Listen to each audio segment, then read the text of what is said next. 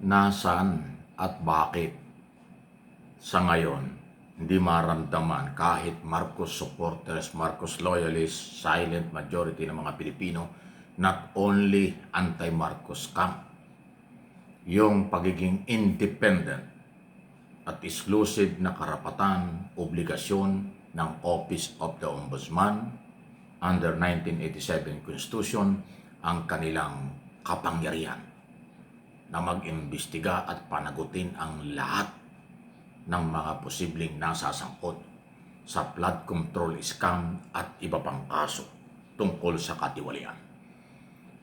Para po sa inyong kaalaman, ang Ombudsman independent na ahensya ng gobyerno yan. Hindi yan pwedeng pakialaman ng Office of the President, hindi yan pwedeng pakialaman ng Kongreso at Senado, hindi rin pwedeng pakialaman ng Korte Suprema. Mali mo na lang kung mayroong paglabag sa batas, saka makikialam ang Supreme Court.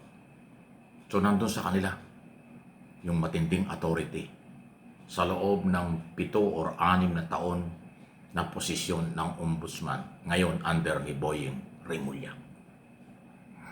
Ang authority nito pwedeng mag-imbestiga at magsuspindi at mag-dismiss ng kaso at mag-file ng kaso kapag mayroong sapat na basihan para dalhin sa sandigang bayan at prosecutor para sa kailang kakasuhan sa sandigang bayan kahit sinong government official, elected, appointed. Yan po yun. At kahit na pribadong sektor, pagka pinagdudahang gumagamit ng mali sa pera ng bayan, meron din kapangyarihan ang Ombudsman. Ganon po yung kanilang authority. Ngayon ang tanong, nararamdaman ba natin o hindi? Random ba nyo o hindi? Ako ganito ang aking opinion, observation. Noong mga nakarang taon at buwan, ramdam natin yung kanilang sinasabi at ginagawa.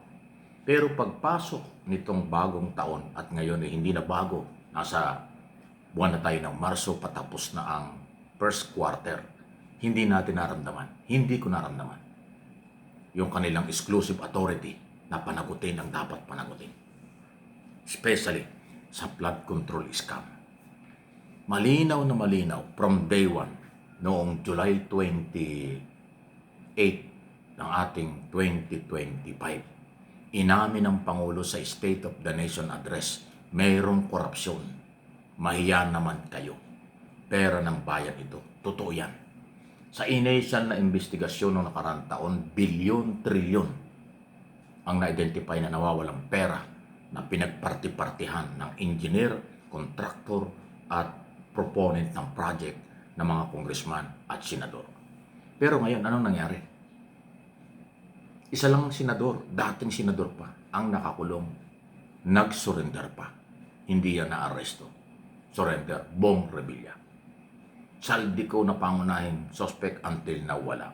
Ni isang congressman, wala pang na-arresto, wala ring nagsusurrender. Yung 3 senador na talagang paulit-ulit na sinasabi nung nakaraang taon at kahit pagpasok ng taong ito, meron daw sapat na ebidensya laban kay Escudero, Villanueva at Estrada. Hanggang ngayon, wala. Nasaan ang katarungan ng mga Pilipino may-ari ng pera? Ombudsman, issue lang, walang personalan. Panindigan po ninyo ang inyong sinumpaang tungkulin na kayo independent na kahit sino ay inyong pananagutin kung may ebidensya. Katulad din na sinasabi mo madalas sa press conference, announcement sa media, na mag-antabi lang, may susunod, may susunod, may susunod. Kailan yun? Di ba? Wala eh. Kaya hindi po nyo masisisi ang mamamayang Pilipino. Nilalahat ko na. Pro o antay dito sa isyong ito. Pabor o hindi dito sa korupsyong ito. Kakampi man o hindi.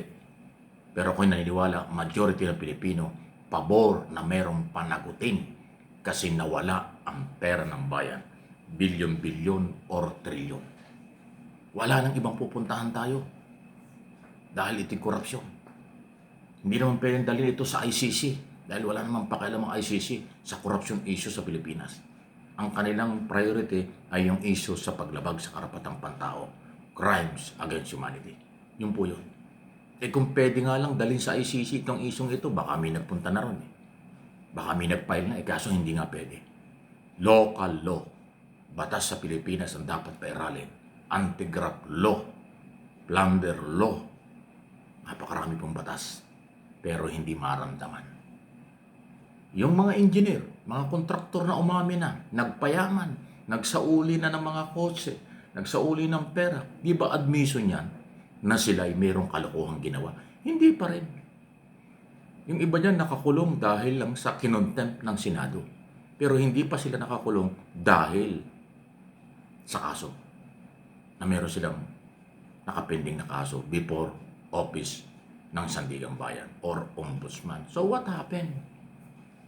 Sobrang bagal. Ano natin i-describe yung sobrang bagal? Mabagal pa kayo sa pag-um. Pwede na namin sabihin natutulog kayo sa pansitan habang hirap na hirap ang mamamayan na maghanap ng katarungan. Taong bayan na nga ang complainant, hindi pa nyo maibigay yung katarungan. Paano kung individual or simpleng mamamayan? Halimbawa, isang tao na hold up, na wala yung kanyang pinaghirapang pera. Isa lang siya, isang pamilya lang, talagang hindi maibibigay.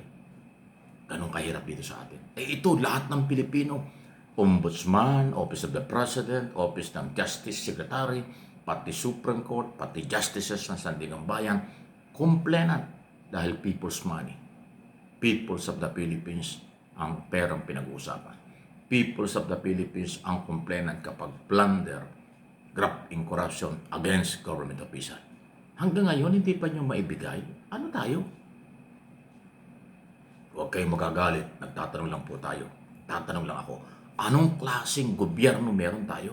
Anong klaseng batas meron tayo? Ayaw ni Pangulong Marcos ng ganito. Sinabi na ng Pangulong Marcos doon sa Economic Forum sa ASEAN. Pinapaubaya niya sa Department of Justice at saka Office of the Ombudsman.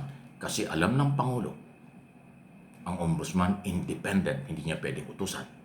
Ang kanyang pwede ng utusan ay DOJ, pero kanyang pinaubaya na. Nasa inyo na. Ang bagal nyo. Kawawa si Pangulong Marcos dito sa isyong ito. Kawawa ang mamamayan. Bakit kawawa si Pangulong Marcos? Kasi nasisisi. Sinisisi na, babagal daw yung kanyang gobyerno. Bakit kawawa ang taong bayan? Siya yung may-ari ng pera.